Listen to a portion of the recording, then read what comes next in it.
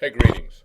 I'm sending this out to all my friends that are colleagues teaching, trying to find out ways to communicate with their students, teach the classes, especially during these snow days. And there are other times when we're not able to keep up with our students. There's ways that we can do that, and I know that for some it's a challenge. And in previous discussions and posts, I've posted about using Twitter as one avenue based on just watching a fifth grade class tweeting with their teacher that who was at this conference that I was at. Well, one of the things about this conference was that if you presented at the conference, you needed to sign up and get an account with Edmodo. And Edmodo was the platform in which all your documents, all your presentations, your lecture notes, everything would be posted there. And you had up to so many days after the conference to ensure that everything was posted. And then this allows for people to continue to go back and review what you've posted. They have the notes, saves a lot of trees as well.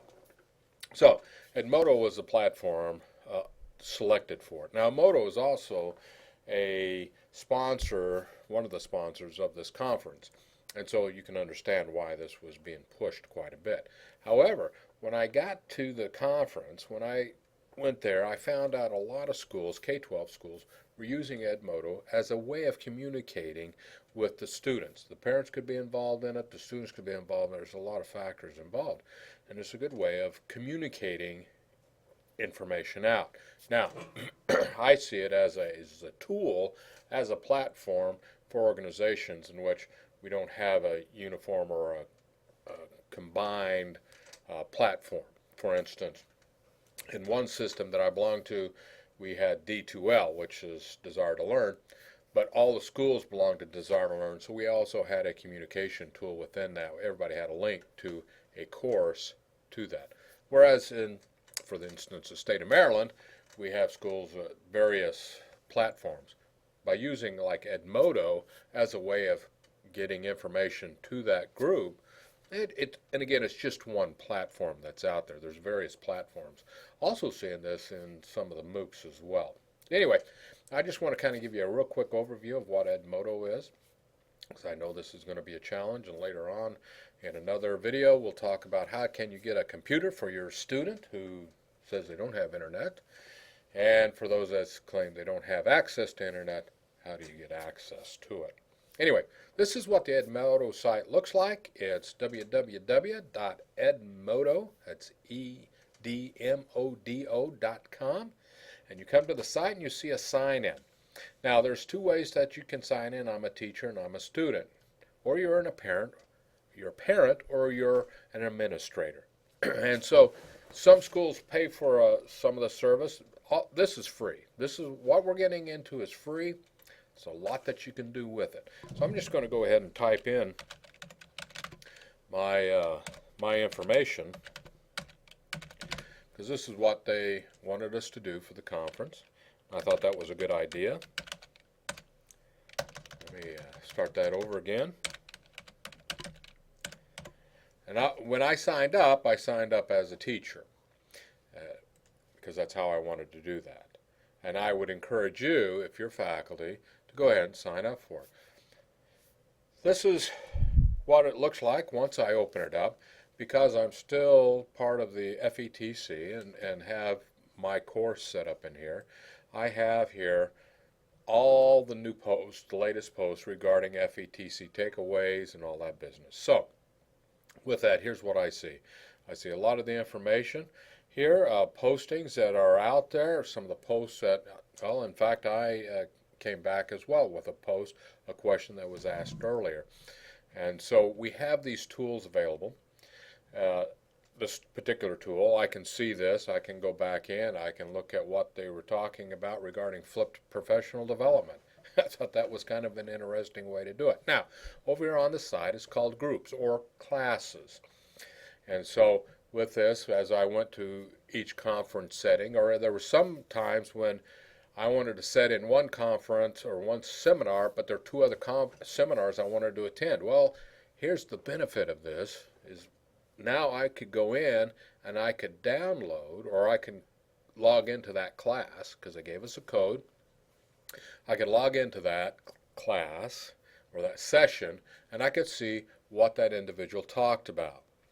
And so with this, you'll see a whole list of different courses or seminars, sessions that one could have attended at the FETC. Now, since then, I've developed a few for myself. I did one was called a Facebook test. On one of my Facebook pages, I put this out there just to see if I could get any takers to come and join the class, just so I could test it out. That didn't work. And I also got one for the DL team, and as well as others. And so with that, I belong also to some different communities. EduCreations, that's an app that's for your iPad. Go Animate for schools, I Create for Educate. Show Me is another app for my iPad and Android. And then let me see if I can see what others I belong to. I guess this is it that I belong to. Now, let's say I want to start a group. What I do is I click on the plus, and I can create that. I can name my group.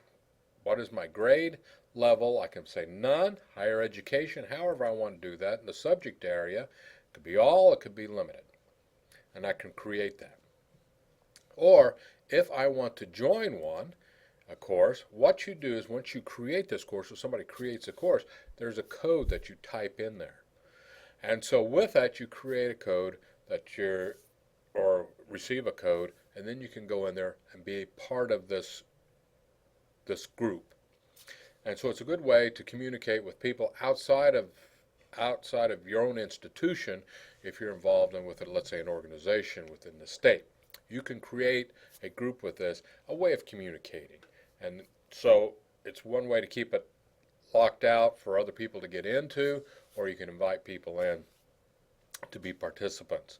So there's different ways that Edmodo can work. I recommend it right now for operations, and then I can see how this would, different ways that we can communicate with folks outside the school that want to know about the school. We have a lot of different tools out there. Course Sites is one of those. We can put it out on a wiki, and this is just one other tool, especially if somebody's already using Edmodo. They have a good understanding. We have an understanding how Edmodo works. Just a good tool out there. Anyway, I just want to share that with you. If you decide to do something like that, it's again, it's not a supported product of our institution, but let's say your school wants to do it, or let's say your class. If it's open to the administration, that you can do this, that you can set up a course like this. This would be one way to get students and their parents involved in the course, especially K-12. Get them involved in it.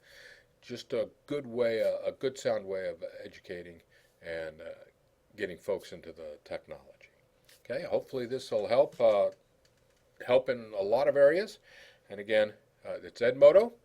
It's at edmodo.com. You set this up, you can, and then again, what I like about it is the fact there's so many different communities out there.